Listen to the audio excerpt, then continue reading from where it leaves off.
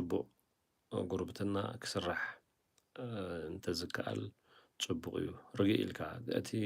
ግጭታት ናይ ሰልፍታት ናይ ውድባት ናይ ገለ ጌርካ ክትሓዝ ተዝኽእል ጽቡቕ እዩ ናብ ህዝቢ ናብ ዘይጠቅም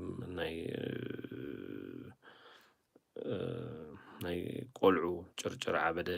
ክትወስዶ ብኡ ኣቢልካ ድማ ሰብ ከተጸልም ጽልእ ክትፈጥር ጽልእ ፈጢርካ ተምጽኦ ነገር የለን ስለዚ እቶም ትጽሕፉ ዕምት ኢልኩም ንውድባትን ሰልፍታት ትድግፉ ኣብ ኩሉ ኹርናዓት ዘለኹም ነዚታት ክትእረምሉ እንተትኽእሉ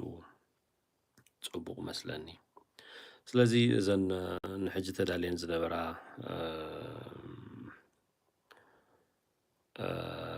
ስላይድ ተዳልየን ኣለዋ ሓደ ሰብ ነቲ ትግራይ ፕሪቬይል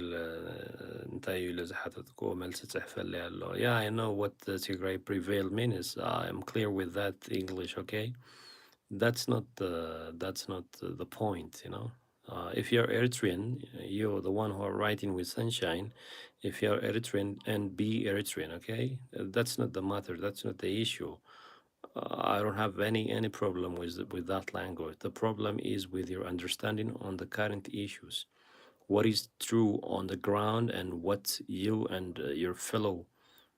propagandists are talking about, the reality are totally different, okay? So what you have to do is be clear with what is on the ground, okay? What we are seeing in the ground and what people who are, misinforming people are saying is totally different. And we have to work for peace. If you want peace has to come, what you have to do is work for peace. That's what I want to say. ስለዚህ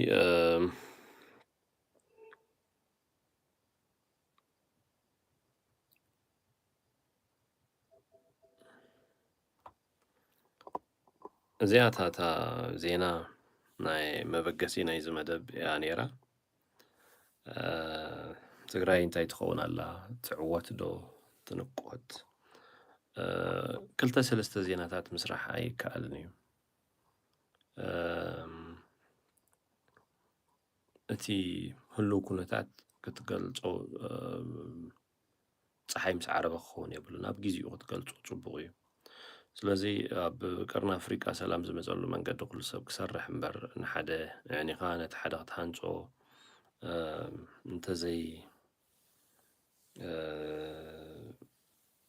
እንተዘይ ፈቲንካ ጽቡቕ መስለኒ ብዙሓት ሰባት ትጽሕፉ ኣለኹም ንኹሉ ርእቶታት መልሲ ኸበሉ ኣይክእልኒ ግን እቲ ከምዚ ዝኣመሰለ ዜናታት ኣብ ካልእ ግዜ ሒዘልኩም ክመጽእ ትግራይ ንኽትዕወት ንሰላም ትስራሕ ትግራይ ንኽትዕወት ንሰላም ትጸልይ ትግራይ ንኽትዕወት ንህውከት ዘይኮነን ሰላም ትምከር ትግራይ ንኽትዕወት ልዕላውነት ናይ ሃገራት ተኽብር ትግራይ ንኽትዕወት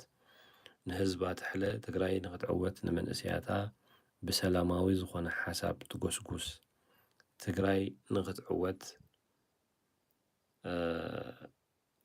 ሰላማዊ ዝኾነ ሓበሬታት ዝዝርግሓ ሚድያታት ክህነጻ ትስራሕ ትግራይ ንኽትዕወት ትግራይ ንኽትስዕር እዚ ካብ ጭሩሖ ወፃእ ዝኾነ ኣካይዳታት ክትከይድ ክትሰርሕ ክትክእል ኣለዋ ትግራይ ንኽትዕወት ንሰላም ዝሰብኽ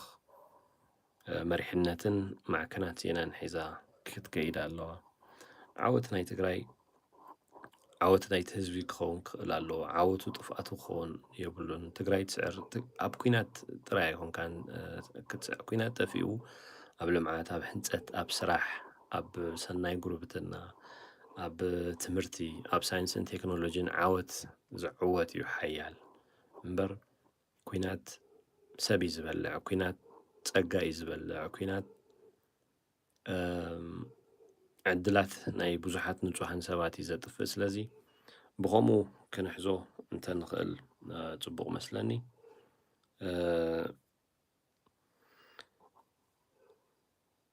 ንሎሚ ዝበልናዮ ትሕዝቶ ኣብዚ